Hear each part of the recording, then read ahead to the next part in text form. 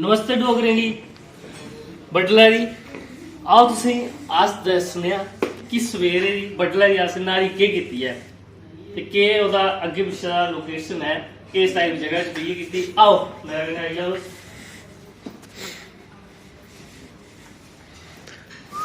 ये बौह्ने आह्ली पूरी लोकेशन है, दिक्खी सकदे हो तुस।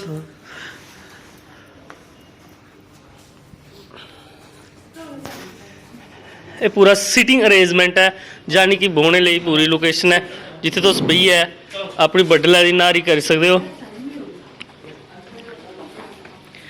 ये सब करने लिए तुसीं होटल की जी मैनेजमेंट सारी लभग इत्थे, काफ़ी अच्छा अरेंजमेंट है इंदा।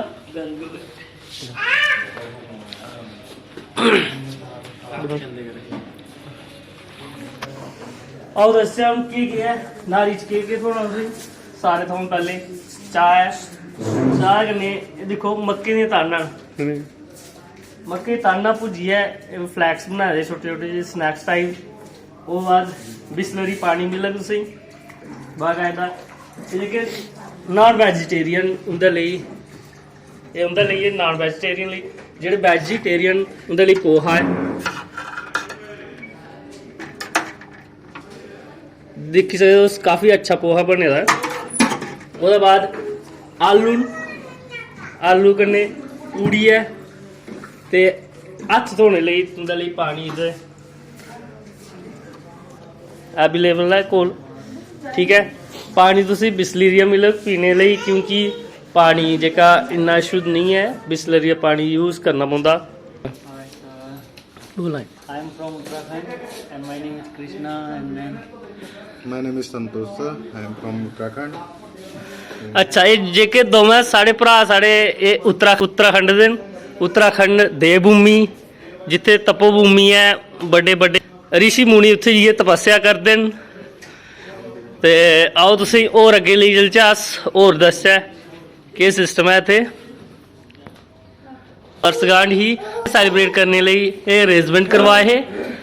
एह् साढ़े साथी बौह्ने लेई जेह्ड़े सिटिंग अरेंजमेंट।